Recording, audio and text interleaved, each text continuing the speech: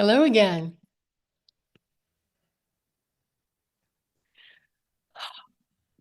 Thank you, Chris, and the music team for the music, Nisa for the beautifully presented absolute word, and Sherry for helping to bring us to this place.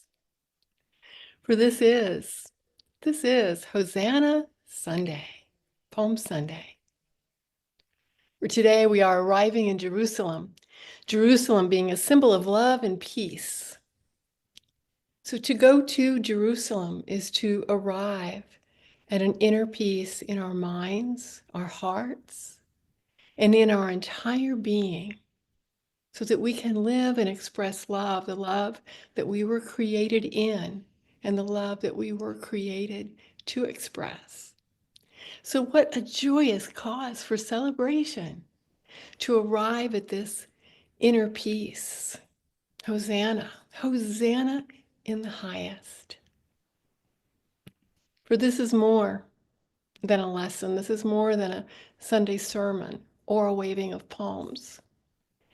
It is a sacred invitation, an invitation to move beyond the superficial into the depth of spirit.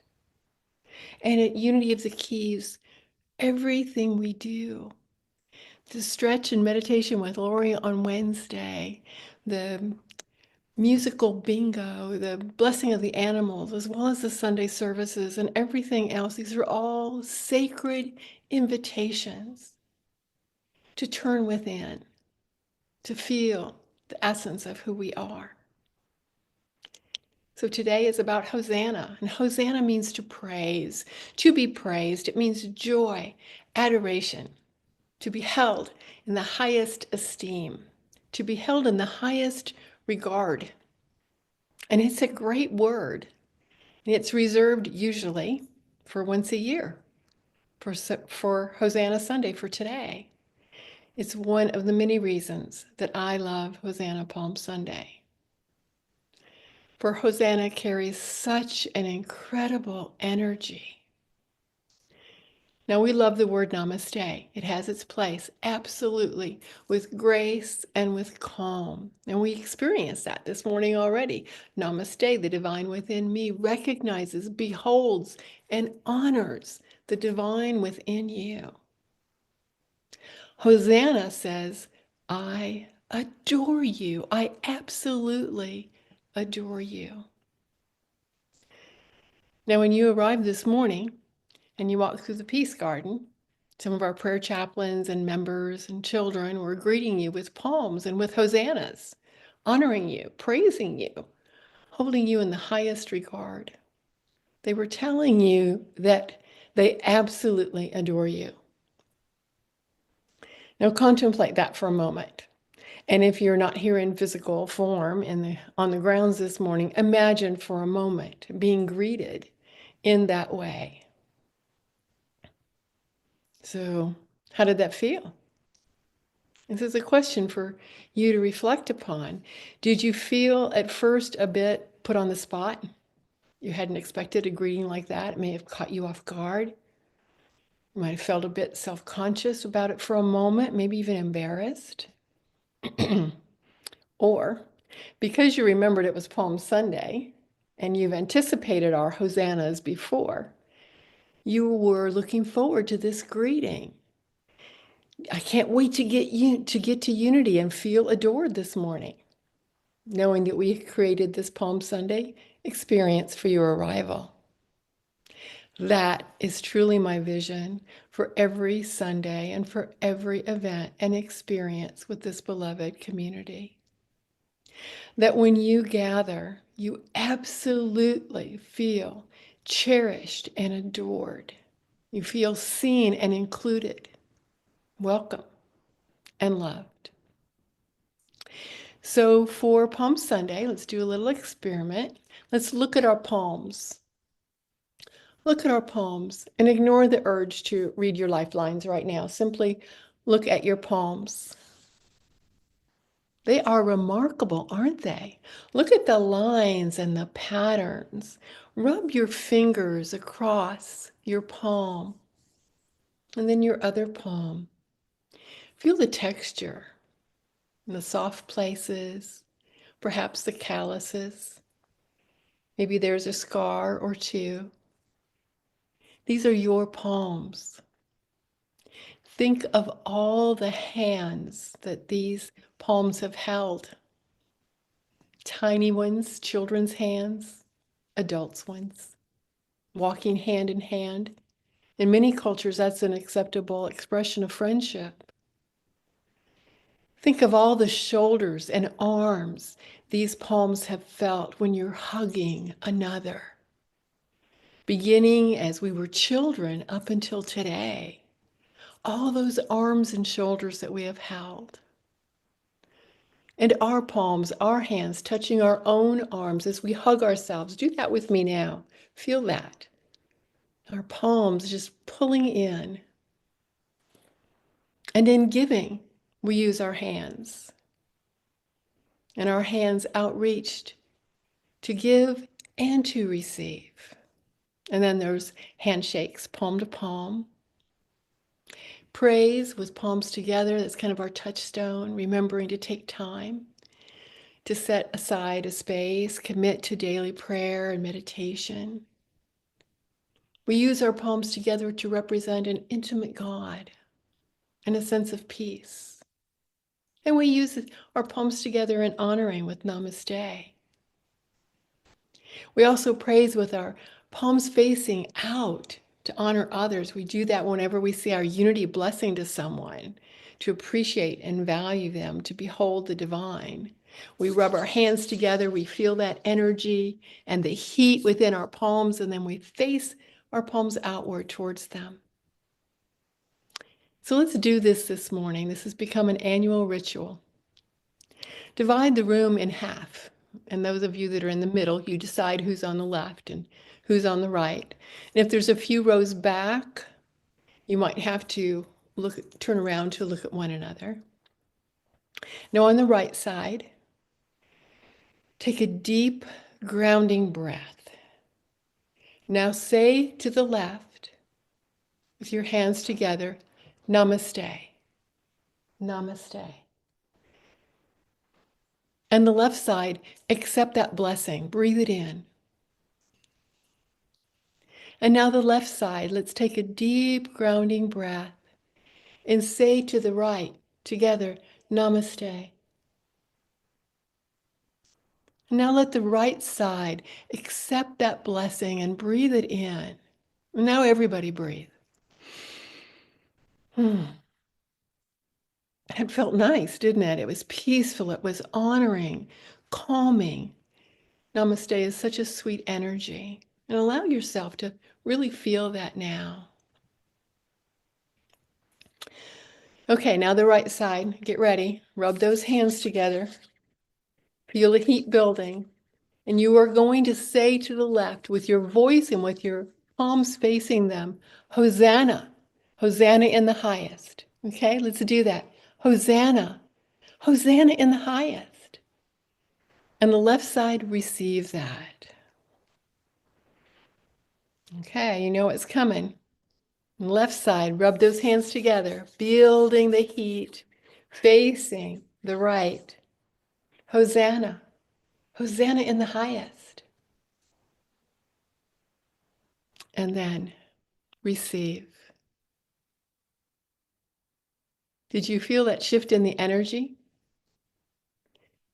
The first one, Namaste, is calming and peace-filled, and the second one, Hosanna, is invigorating. It's energizing.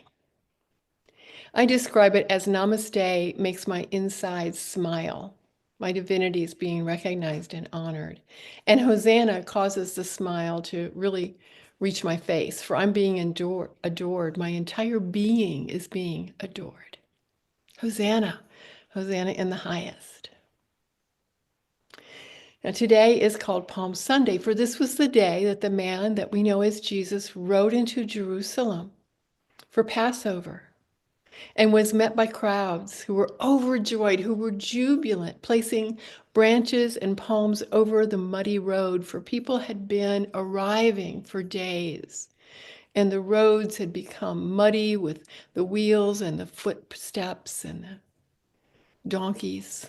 And so the branches were put over that mud, and they were shouting, Hosanna, Hosanna in the highest. Well, Hosanna is very much alive here today, in our hearts. For through Hosanna, we celebrate in praise and worship. And those are two words that are not found in unity very often, praise and worship. Think of the first song that you heard today, the opening song, Hosanna, Amen. And it included call and response. It's very praise and worshipy. Now, one reason you don't hear a lot of praise and worship in unity is that quite often the masculine pronouns are found, he, him, father. And in unity, we hold God energy as transcending gender, sometimes referred to as mother, father, everything God, not limited to one or the other, that loving energy of all that is. And the second reason is that praise and worship often implies worshiping God as separate and apart from us, worshiping from afar. Remember the first line of that song, I'm longing to see your face, implying that God is separate from us. Well, in unity, we see God everywhere present, within and without. So yes, from afar also, inclusive of all, infinite, intimate, innermost. If we become experts at adapting and converting language that doesn't fit perfectly with our understanding of God and our relationship with Spirit, so that we too can experience in all ways praise and worship. We want to experience its high energy, its open heart, its elevated vibration. For praise and worship is fun. We don't let these minor variations in beliefs phase us, restrict us, or dampen our celebrations of life. We simply adapt them to accommodate our belief system, not to be in conflict with, but in harmony with, by simply adding that word and. We enthusiastically participate in Hosanna, just as we have done so already this morning. Now imagine that day well over 2,000 years ago. The energy, the celebration, the open hearts, the pure joy that greeted Jesus upon his arrival. It's called the week that changed the world. And we've heard some of that this morning from the Gospel of Matthew. A very large crowd spread their cloaks on the road, and others cut branches from trees and spread them on the road. The crowds went ahead of him, and that followed were shouting, Hosanna to the Son of David. Blessed is the one who comes in the name of the Lord. Hosanna, Hosanna in the highest. What a truly triumphant arrival this was. And Jesus and his followers felt that triumph. For the day before, Jesus had raised Lazarus from the dead. Jesus and his disciples must have felt invincible. So let's look at the day before. For most of us are aware of this event of Jesus raising Lazarus. We just might not relate it to being so close the day before their arrival in Jerusalem for Passover. So the day before, Jesus was in a place in Bethany, which metaphysically means wailing and lamentation, and signifies the demonstration over these conditions. And what is happening at this time is that Lazarus' illness has caused his death. So Jesus is told of his illness, and yet he waits 2 days before walking to Bethany. So when he arrives, Lazarus has been in the tomb, dead, for 4 days. And so the Gospel of John tells us the story, and I'm going to summarize it here, that as Jesus arrives, he's greeted by Martha. Now, Martha is the sister of Lazarus. And then Martha said to Jesus, my Lord, if you'd been here, my brother would not have died. You know, we all know a Martha, don't we? Someone who calls it like it is, doesn't find it necessary to measure their words. So Jesus told her, he said, I am the resurrection and the life. He who believes in me, even though he dies, he shall live. And then Jesus went to the tomb, and he was in tears. This is one of the few times we are told that Jesus cried. And he said, "Take away the stone." So they took away the stone. And Jesus lifted his eyes upwards and said, "Oh, Father, thank you, for you have heard me. And I know you always hear me, but I say these things so that these people here who stand around, so that they can believe that you have sent me." And then he cried out in a loud voice, "Lazarus, come out." And he did. So some thoughts on this first day of the Holy Week, what they could mean to us, this Lazarus rising from the dead. Metaphysically, it can mean bringing out what's buried in our subconscious. Roll away the stone from that tomb. Remove any blocks to that which we've neglected or allowed to die within us.